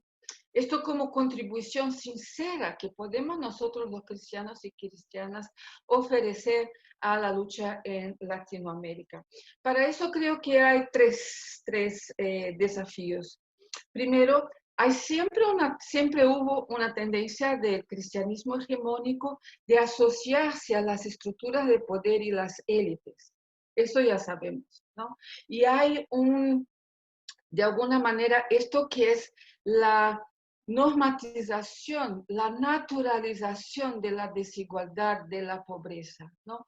Por ejemplo, en la cuestión de la propiedad de la tierra, mucho de lo que escuchamos y mucho de la indignidad que vivimos en Latinoamérica es por la manutención de un sistema agrario, de una estructura agraria que no da a la gente su identidad, su vivencia, su lugar en el territorio, ¿no? Y muchas veces las iglesias y el cristianismo han sido un elemento de perpetuación de la propiedad privada como si fuera parte de la confesión de nuestra fe, pero no es. Pero de alguna manera hay elementos como este de la propiedad privada de la fe, de la riqueza. Por ejemplo, nosotros muchas veces sabemos explicar la pobreza, pero ¿cómo es que se explica la riqueza? El acaparamiento de tierras, de oportunidades, de los recursos, el acaparamiento sistémico. De alguna manera, el cristianismo bendice o naturaliza o torna aceptable el acaparamiento, la producción de la riqueza, que es un escándalo en Latinoamérica. Pero ¿cómo es que somos tan desiguales? ¿Y cómo es que aceptamos también? ¿Y las iglesias qué? ¿Y el cristianismo qué? Hay ahí una tarea de crítica bastante fuerte. ¿De qué manera el cristianismo contribuye, no solo, pero contribuye con otros sistemas, otros metabolismos ideológicos a justificar la desigualdad? Entonces, tenemos que enfrentar eso. Si queremos apoyarnos y contribuir en la lucha por derechos humanos, tenemos que cortar, romper, hacer la ruptura con estos mecanismos de pluralización y de justificación, no solo de la desigualdad, pero la justificación del acaparamiento de la riqueza, de los recursos, de las oportunidades en Latinoamérica. ¿Qué es que la teología, el cristianismo tiene que ver con eso? Es una tarea que podemos hacer como mujer, en escucharnos, en hacer la investigación. El otro punto es el patriarcalismo. Nuestras tradiciones religiosas son y siguen siendo patriarcales al extremo. Incluso hasta el día de hoy hay estructuras cristianas en Latinoamérica que discriminan a las mujeres de distintas maneras, de forma muy bien teológicamente elaboradas, pero la desigualdad de género, la discriminación y el silenciamiento de las mujeres está adentro de nuestras iglesias. Y esto se refleja en la naturalización y la aceptación de la desigualdad de género y la discriminación, la violencia en contra de las mujeres en la sociedad. Entonces, que vamos a apoyarnos en la lucha por derechos humanos y los derechos de las mujeres. Esto va a ser muy importante, pero tenemos que hacer una tarea adentro de nuestras casas, adentro de nuestra tradición de fe, que es la manutención del patriarcado, de la relación entre patria, Dios y familia, que está también teológicamente también fundamentada en nuestras tradiciones, en nuestra sociedad. Esta es la contribución que podemos dar a los movimientos sociales, a la lucha general. Si queremos contribuir, vamos a seguir contribuyendo como minorías adentro de nuestras tradiciones, pero hay una tarea que solo nosotras y nosotros podemos hacer, que es deshacer el nodo del cristianismo con los sistemas de poder y con el patriarcalismo. El otro es la antropología negativa. Nuestra tradición teológica hegemónica, el cristianismo en Latinoamérica, tiene un desprecio por los cuerpos, un desprecio, una indiferencia, un control, una vigilancia. Y si uno no es capaz de ponerse en la situación de vida de un otro cuerpo, ¿cómo es que va a hablar de derechos humanos?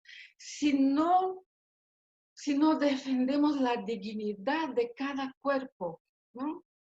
de los grupos humanos, de tener su dignidad, de pelear por su dignidad. Si seguimos teniendo una teología que es contra el cuerpo, a pesar del cuerpo, indiferente al cuerpo, contra el cuerpo. Entonces ahí hay otra tarea, porque mucho el hambre, la violencia, la diversidad sexual, el racismo, el sexismo, tiene que ver con la capacidad de entender los cuerpos en relación, las cuestiones de clase, de raza, de género, de sexualidad. Esto está marcado en los cuerpos, en la corporeidad.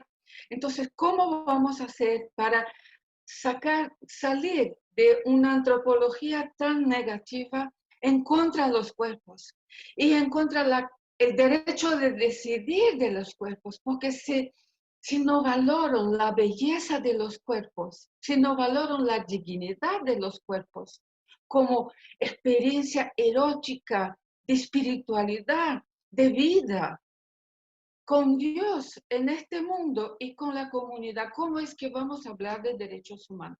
¿No? Si no respetamos y no reconocemos la belleza del cuerpo y el derecho de decidir, la capacidad ética de la toma de decisión. Y por último, que tiene que ver con el cuerpo y con todos los otros, creo que ya es hora de hablarnos de derechos humanos y derechos de la tierra, porque nos damos cuenta que todo esto está muy, muy articulado con la disposición de nuestros pueblos con los territorios. Y el feminismo comunitario, el feminismo indígena, las luchas anti-minería, las luchas contra el business y otros sectores nos están demostrando eso, que mucho de la dignidad de los cuerpos, de los grupos humanos, pasa por la relación estable, bonita, liberada con la tierra, con el agua, con la semilla, quiere decir con el territorio como espacio de vivencia y espacio de vida. Tal vez nuestra red pueda contribuir también, agregando, hablando de nosotros mismos, ¿no? De esta espiritualidad, que somos por los derechos humanos y el derecho de la tierra, porque entendemos la belleza del cuerpo de la tierra en el cuerpo de la gente, en la dignidad de las culturas y la capacidad de autoafirmación y derecho de decidir como persona, como comunidades, como sociedad, en una tierra que también tiene que ser protegida y también tiene que ser amada y valorada como es. Entonces, muchas gracias. Yo quisiera agradecer a Germán, a Noemí, a Ricardo, por todos los que compartieron, y es por valorar las experiencias de ustedes, y es por dar testimonio de las generaciones que vinieron antes de nosotros, de cristianos y cristianas, que a pesar de las iglesias, a pesar de las relaciones incestuosas del cristianismo con el capitalismo y el sistema de poder, estas gentes fueron capaces de dar testimonio y luchar y comprometerse por los derechos humanos, por ellos y por ellas. Nuestra generación, y somos gente de distintas edades, pero vamos a apoyarnos a crear los espacios de educación, cultivar la espiritualidad, apoyarnos la información, la investigación de un cristianismo liberador. Sin liberación, un cristianismo liberado del poder, no vamos a lograr. Que Dios camine con nosotros y nosotras. Muchas gracias.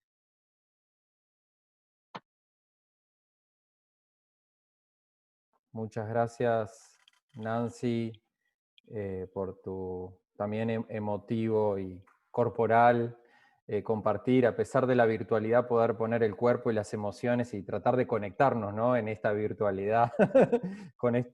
Nos hemos ido acostumbrando quizás a este Zoom. Y llegan muchos mensajes de saludos para Germán de Perú, para Noemí, también muchos abrazos fuertes por tu valentía, Noemí, de compartir tu testimonio de lucha.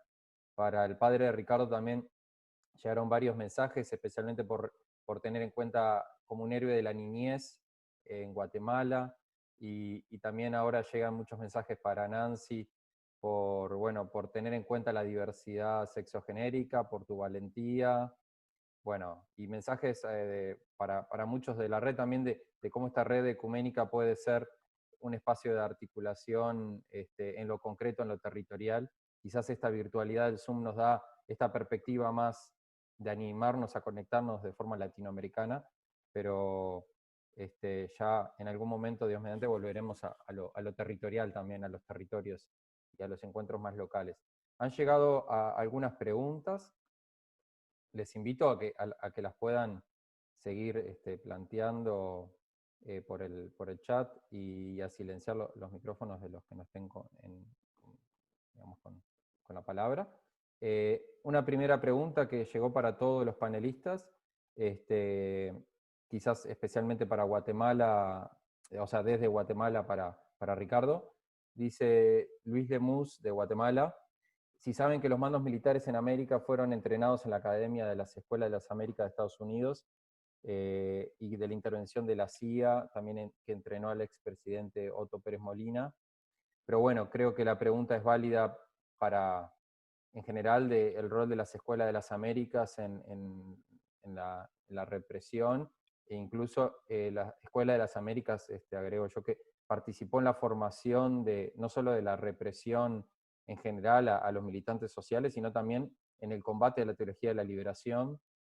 La Escuela de las Américas también desarrolló un entrenamiento en la parte religiosa para combatir las experiencias de la teología de la liberación. No sé si sobre este elemento, Germán o Ricardo, Nancy o Noemí, quieren hacer un comentario. Planteo otra pregunta también, que la dejo para cualquiera de ustedes. ¿Cuál es la expectativa que pueden percibir desde sus países con respecto a las elecciones que acaban de suceder en Bolivia? Esa es otra pregunta que les dejo planteada. Y después una tercera pregunta que llegó sobre dónde creen que se pierde la conexión entre las posturas de las cabezas de la Iglesia, por ejemplo en el caso católico del Concilio Vaticano II, o algunas encíclicas actuales del Papa Francisco, y las comunidades de base, o las comunidades de base, dice. Porque a veces no se concretan estas conexiones entre las posturas, digamos, de las autoridades de las iglesias y las bases. ¿Por qué no se concretizan en el esfuerzo de personas o comunidades? Estas tres preguntas, que son las primeras que llegan, no sé si alguno de ustedes quiere tomar. Nancy quiere una, Germán, bueno. Germán primero, después Nancy, sí. Así mantenemos la misma ronda. Sí, Nico, gracias. Gracias a todos por la atención y especialmente a quienes han formulado comentarios, han enviado saludos y también han formulado preguntas. Sobre las escuelas de las Américas, bueno, todas sabemos que ha sido un centro de adiestramiento de asesinos y torturadores. Varios de los criminales, digamos, que en algún momento incluso han ostentado el poder en nuestros países, se formaron ahí. Detrás de muchas de las estrategias contrasubversivas, que incluyeron algunos procedimientos legítimos, pero otros totalmente vedados, hubieron estudiantes, hubieron egresados, hubieron gente formada ahí, y es muy importante que sigamos denunciando eso. Pero yo quería poner la atención también sobre la forma como se forma a los militares en nuestras propias escuelas militares, digamos. Creo que eso, claro, por atender algo que es ciertamente importante, quizás no le estamos poniendo atención a cómo se forman en las escuelas militares de nuestros países, y es probable que la cosa no difiera tanto, ¿no? Posiblemente no con manuales de adiestramiento, de cómo torturar, probablemente, así, no sé, pero habría también que examinar eso, habría que evaluar eso. Quiero ser breve para no digamos, tomar mucho tiempo en esto. Pero sobre Bolivia, bueno, ahora ya nadie duda del triunfo del MAS y del Vice. Lo que se esperaría, creo que la pregunta va por ahí, es que haga un gobierno democrático, que sea escrupuloso en el respeto a los derechos humanos de los bolivianos y las bolivianas. Creo que es muy importante, y ha habido algún gesto en ese sentido, plantear o hacer una autocrítica respecto al gobierno anterior del MAS. Siempre es importante.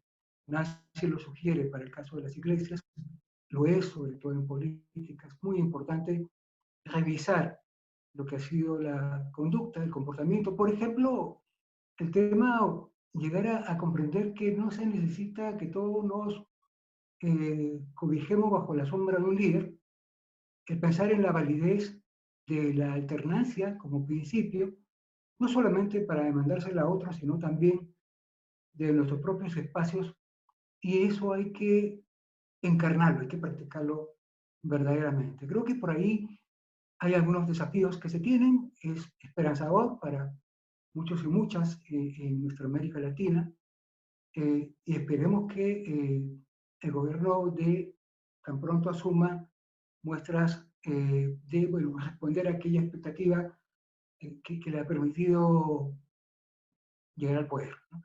Eso básicamente de inicio, Nico. Mis colegas quizás puedan añadir alguna otra cosa. Muchas gracias, Germán. Muy valioso tu reflexión. Nancy.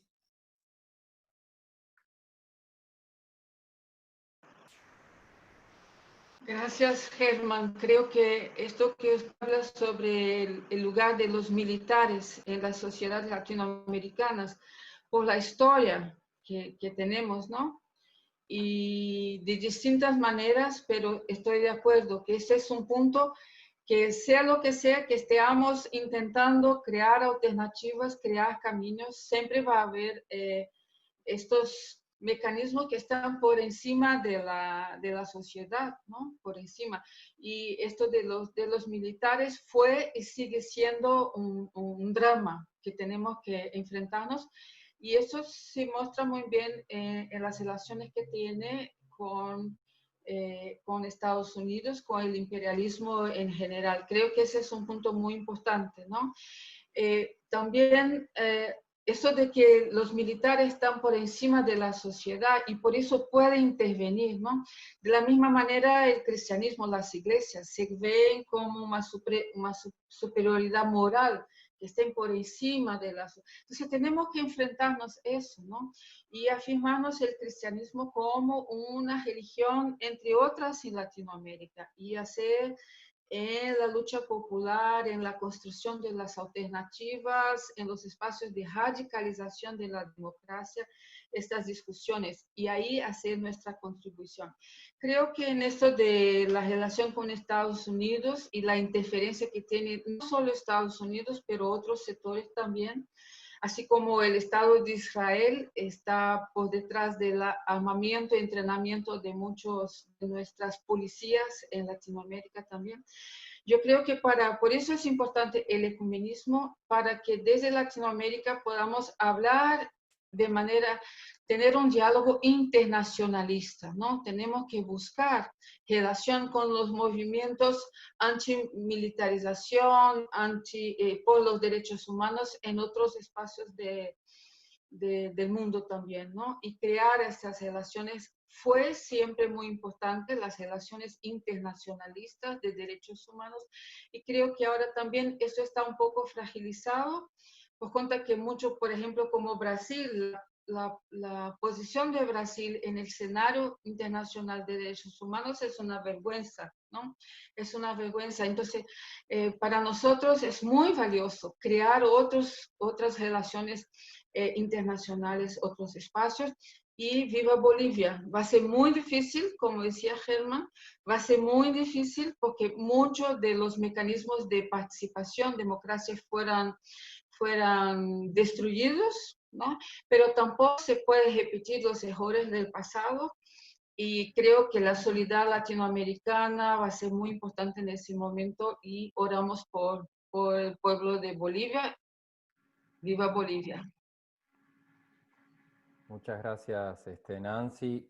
Llegaron dos preguntas más y quizás también Ricardo y Noemí quieren aportar en alguna de estas. Una pregunta que llega es: ¿cómo denunciar y luchar por los derechos humanos y el derecho de la tierra si el fundamentalismo no solo que ha carcomido nuestras iglesias robándole la conciencia y la razón, sino que la violencia de la iglesia, sino que hay una violencia contra la iglesia que sí reflexiona? Esa es una pregunta, o sea, el vínculo entre derechos humanos y derechos de la tierra. Y por otro lado preguntan si en América del Sur también está sucediendo que los sistemas de seguridad como la policía y el ejército también están recibiendo formación, como en Guatemala, de entrenamiento especial antimotines. O sea, si la policía y el ejército se está entrenando para combatir motines. Diría yo, en el caso de nuestra realidad, quizás combatir, reprimir marchas sociales y movimientos sociales, ¿no? Si la policía y el ejército se está capacitando en eso en nuestros países del Cono Sur. Sería una pregunta, y el vínculo entre derechos humanos y derechos de la tierra. No sé si Ricardo o Noemí. Bien, por lo último, tal vez definitivamente en el caso de Guatemala, en su historia, es muy interesante porque mencionábamos que aquí fue donde se dio la primera invasión de los Estados Unidos. Por supuesto, con el ejército, ¿no? Los militares. Y es muy interesante que el ejército de este país, de Guatemala, en todo el conflicto armado no necesitó de un apoyo, digámosle, de personal del ejército de los Estados Unidos para venir a dirigir aquí, como se dio en El Salvador o se dio en Nicaragua. Aquí el ejército ha sido muy bien capacitado, muy bien preparado, en base a la invasión del 54. Es muy reconocido este ejército, ¿no? Que no necesita de sus asesores aquí en ese proceso. Y por supuesto mencionaron la Escuela de las Américas, ahí se han entrenado, es constante la capacitación en estos lugares, y en la West Point también. En la West Point han estado varias personas o varios generales han pasado por ahí. Y por supuesto, pues esto no lo podemos hablar nada más solo de una política militarista de aquí del país, sino eso pues lo comprendemos, ¿no? Todo el aspecto de poder, de poder querer ser los dueños del mundo como son los Estados Unidos. Todo tenemos que ir ahí en ese lugar. En una visita que hice, una charla en una universidad en los Estados Unidos, decían, se extrañaban por qué tanto conflicto aquí, guerra y violencia, ¿no? Y una de las preguntas le dije, ¿saben de dónde viene todo eso? No, de aquí, de su país. Aquí de su país va toda esa violencia y toda esa situación que nosotros estamos atravesados. Pues no sabíamos, ¿no? Uno les menciona a alguno de los militares o gobernantes de Centroamérica, no lo conocían, no saben, ¿verdad? En ese sentido. Y la otra, un poquito por ahí del lado de la jerarquía, ¿no? Por supuesto, todos también reconocemos que históricamente, ¿no? ¿Cuál ha sido el papel de lo religioso, ¿no? Podemos irnos para atrás y ver. Siempre ha habido una relación cercana de la jerarquía religiosa con los gobiernos, con los militares. En eso tenemos que mencionar que también tenemos que reconocer muchos líderes, o no muchos, pero sí hay varios líderes y jerarquías de la Iglesia Católica en este caso, que han jugado un papel importante y que se identifican y que promueven los derechos humanos. Yo mencionaba, incluso me confundí cuando mencioné a Monseñor Gerardi, que dije que lo habían asesinado en una Eucaristía.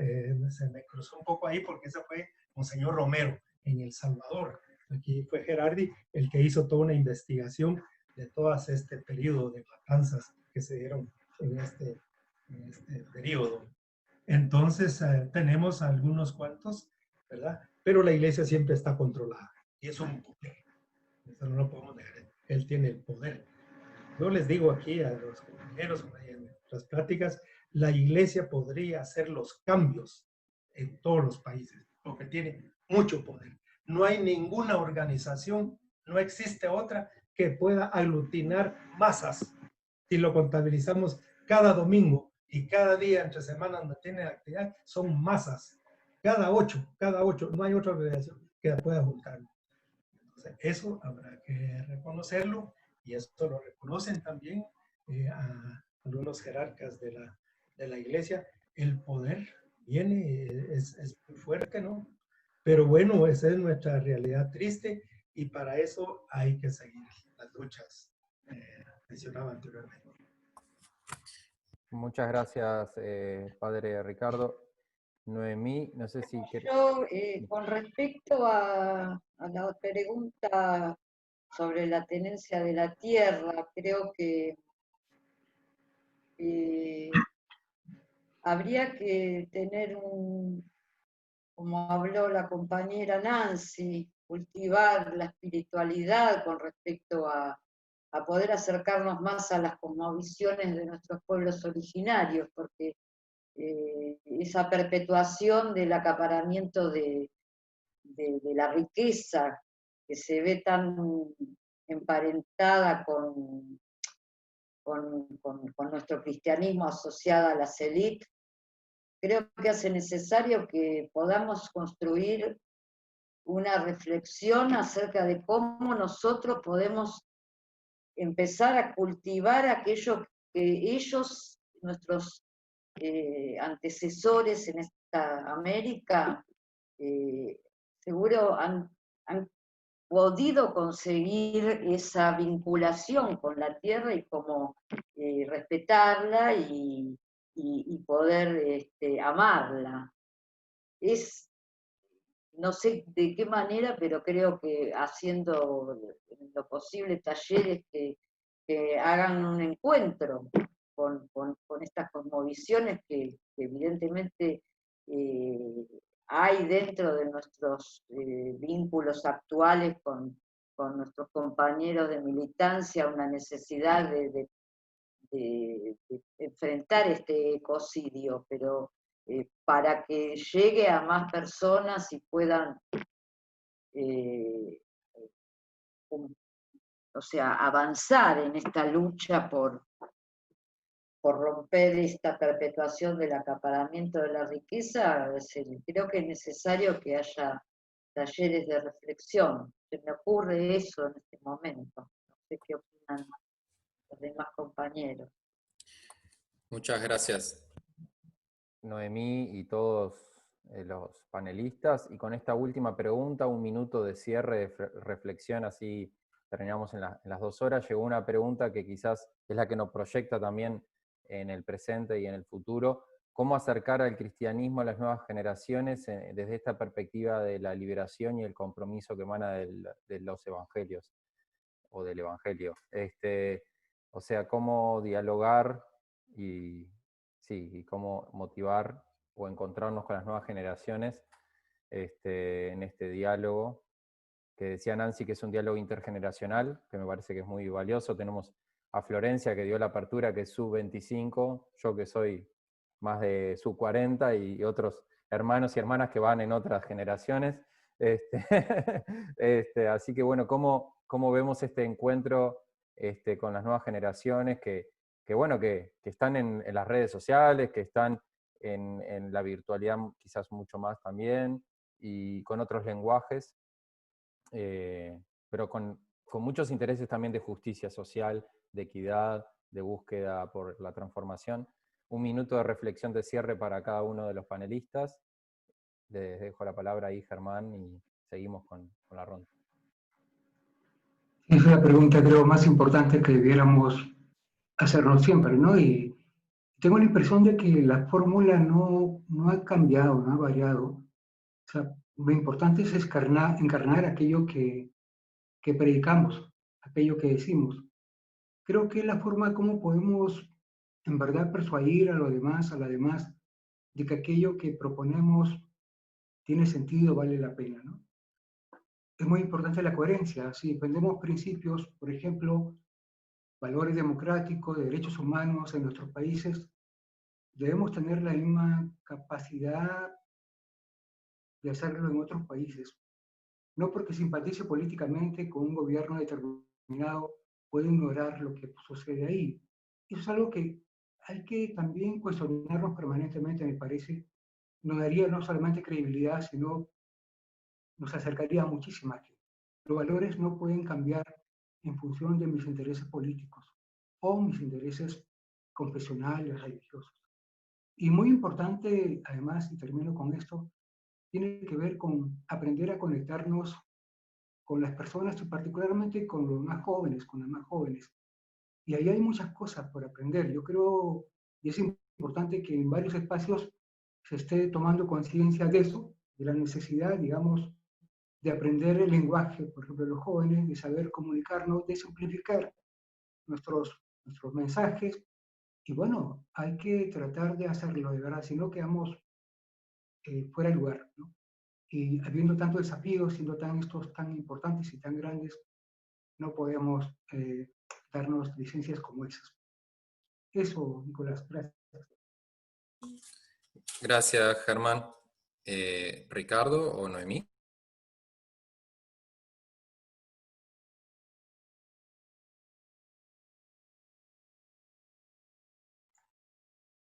Muy bien, tengo muchas experiencias y anécdotas, pero uno de los trabajos con los adolescentes y juventud, yo lo hago ver.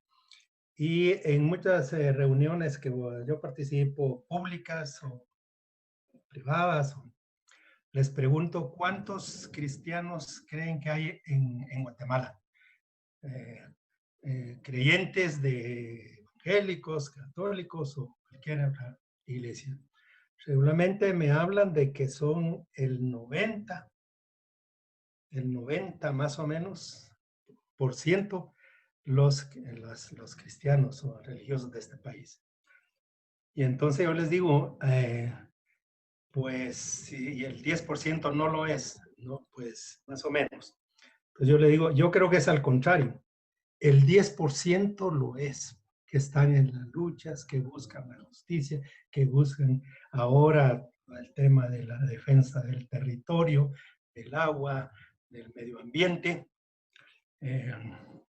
Entonces, les digo, creo que el 90 no somos cristianos, porque dice entonces, bueno, fundamente usted, ¿por qué dice que no somos cristianos? Porque el día de que seamos el 90% cristianos, no tenemos la miseria, la violencia, la violación a los derechos y todos los problemas que usted se pueda encontrar. Ese día entonces podemos decir que el 90% somos cristianos.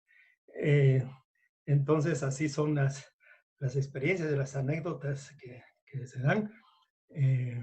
Y bueno, ahí lo dejo nada más. Muchas gracias, Ricardo. Muy, muy fuerte y muy elocuente tu reflexión. Noemí o Nancy, para cerrar, un minuto cada una. Sí, bueno, a mí me pareció muy importante en Argentina aquellas organizaciones de derechos humanos nunca hayan abandonado su trabajo, pero claro, uno se va haciendo grande y encuentra que necesita ese trasvasamiento generacional. Desde muchos organismos de derechos humanos y sitios donde ha habido muerte y exterminio, hoy se están haciendo programas con jóvenes de reflexión, jóvenes sin memoria, con los docentes. Me parece que también es muy importante el trabajo con los docentes para que puedan hacer reflexionar también a sus alumnos y puedan rescatar promesas e ideales desde los cuales poder reflexionar los problemas de hoy, de qué manera pueden asumir compromisos, reflexionar desde la fe, en la fe, en colegios privados o en colegios públicos, el trabajo con los jóvenes que hemos recibido grandes aportes en el movimiento ecuménico de derechos humanos, y esos intereses se ven que quieren acompañarnos, ¿no es cierto?, a quienes hemos sido víctimas, quieren acompañarnos en poder rescatar todos esos ideales y ese compromiso que asumimos. Así que espero que se pueda tejer en distintos países este compromiso de los más jóvenes que tanto necesitamos. Gracias, Noemí. Y bueno, tu presencia hoy acá es prueba del intercambio, del encuentro intergeneracional que el MED está teniendo, y me alegra mucho, porque vamos tejiendo las redes, no solo regionales y ecuménicas, sino intergeneracionales. Así que a mí me emociona mucho eso. Y Nancy, una reflexión final para este encuentro. ¿Cómo acercar el cristianismo a las nuevas generaciones? Hay un cristianismo que se está acercando con música, con baile, con el show, con la performance, es decir, hay un peligro, hay una falsa discusión ahí, que es cómo acercarse a los jóvenes, ¿no? Y entonces, porque sí, hay todo un movimiento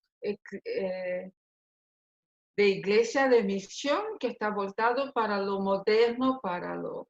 Y no sé si es esto que queremos, ¿no? Entonces, yo no sé, los jóvenes tienen que decir qué es lo que quieren. Lo que nosotras, mi generación, nosotros nos pusimos frente al escándalo de la desigualdad y la belleza del Evangelio y fuimos llamados a la lucha.